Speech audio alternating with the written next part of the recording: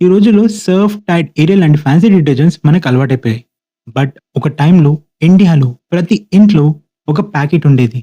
Yellow colour, simple packing and అందరి మనసులో నిలిచిపోయిన జింగిల్‌తో Nirma. Washing powder Nirma, washing powder Nirma, Nirma. Hello Telugu people, నా పేరు Dikshit and welcome to my YouTube channel Dikshit facts.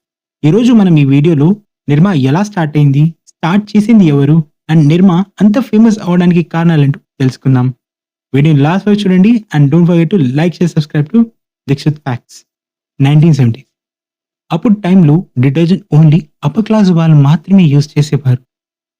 1 kg of detergent 13 rupees ఉండేది.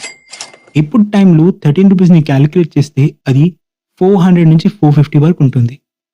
చాలా expensive. Middle class and poor ఫ్యామిలీస్కి డిటర్జెంటే లేదు. గుజరాత్లో ఒక 24 సంవత్సరాల అబ్బాయి పేరు కర్సన్భాయ్ పటేల్. ఈయన ఒక కెమిస్ట్రీ గ్రాడ్యుయేట్ అండ్ గవర్నమెంట్ ఆఫీస్లో పనిచేసేవారు. ఈయనకి ఒక కల ఉండేది, ఒక డిటర్జెంట్ పౌడర్ని కనుక్కోవాలని. ఆయన చదువుని యూజ్ చేసి ఒక డిటర్జెంట్ పౌడర్ని కనుక్కున్నారు అండ్ అది కూడా వారి ఇంటి గెరాజ్లో. ఈ డిటర్జెంట్ ప్యాకెట్ని ఆయన సైకిల్ మీద పెట్టుకొని ఇంటింటికి సేల్ చేసేవారు. ఈ డిటర్జెంట్ పేరుని కూడా ఆయన కూతురు పేరుని యూజ్ చేసి పెట్టారు, నిరుపమ. నిరుపమలో స్టార్టింగ్ నిర్, ఎండింగ్ మాని యూజ్ చేసి పెట్టారు, నిర్మా అని. అన్ని డిటర్జెంట్ ప్యాకెట్స్ 13 రూపీస్ అయితే నిర్మాది మాత్రం 3 రూపీస్ పర్ కేజీ ఉండేది. ఎస్పెషల్లీ ఈ ప్రోడక్ట్ని స్టెయిన్ రిమూవ్ చేయడానికి మిడిల్ క్లాస్ పీపుల్కి అండ్ పూర్ పీపుల్ కోసం తయారు చేశారు. ఇది మార్కెట్లో ఒక రెవల్యూషన్ క్రియేట్ చేసింది. చాలా మందికి డిటర్జెంట్ యూజ్ చేయడం అంటే కాస్ట్లీ అనిపించేది. బట్ ఒక్కసారి నిర్మా వచ్చాక ప్రతి అమ్మ డిటర్జెంట్ యూజ్ చేయడం స్టార్ట్ చేసింది. నిర్మా ఫేమస్ అవ్వడానికి కారణం దాని జింగిల్. వారు చేసిన యాడ్లో కూడా ఒక చిన్న పాప వైట్ ఫ్రాక్లో డాన్స్ చేస్తూ ఉంటుంది. ఆ image and tune A generation వాళ్ళకి ఒక మెమరీలా నిలిచిపోయింది. ఈ యాడ్ వల్ల వాళ్ళ బ్రాండ్ రికాల్ చాలా స్ట్రాంగ్ అయింది. ఎక్కడ చూసినా నిర్మా నిర్మా అండ్ దాని జింగిలే. ఈ యాడ్ వల్ల నిర్మా ఇండియాలో నంబర్ 1 డిటర్జెంట్ బ్రాండ్ అయింది. సేల్స్ కూడా చాలా పెరిగాయి. ఈవెన్ చాలా మందికి జాబ్స్ కూడా ఇచ్చారు ఈ కంపెనీ వాళ్ళు. నిర్మా వాళ్ళు కొత్త కొత్త ప్రోడక్ట్స్ని ట్రై చేశారు. ఈవెన్ నిర్మా బ్యూటీ సోప్, టూత్ పేస్ట్ లాంటివి కూడా. బట్ నిర్మా డిటర్జెంట్ పౌడర్ అంత పేరు మాత్రం రాలేదు.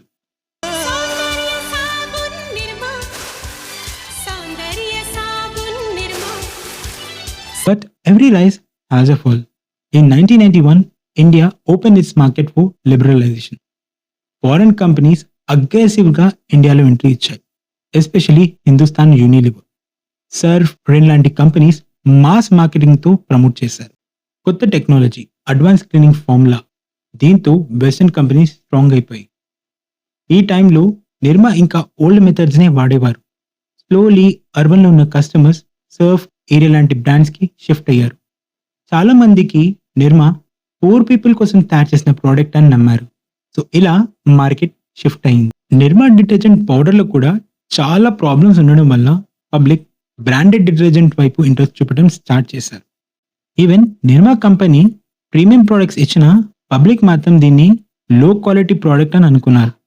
కంపెనీ చాలా ట్రై చేసింది, but it was too late. Even still Nirma కొన్ని మార్కెట్లో ఉంది. ఇప్పుడు నిర్మా సిమెంట్ ఇండస్ట్రీలో ఉంది. Financially it's still alive. But Nirma అంటే ఒక డిటర్జెంట్ బ్రాండ్ గానే అందరికీ గుర్తుంది. నిర్మా అంటే ఒక క్రేజ్ అండ్ ఆ డామినెన్స్ ఇప్పుడు పార్ట్ ఆఫ్ హిస్టరీ అయిపోయాయి. నిర్మా అంటే ఒక వాషింగ్ పౌడరే కాదు, ఒక రెవల్యూషన్ క్రియేట్ చేసిన బ్రాండ్.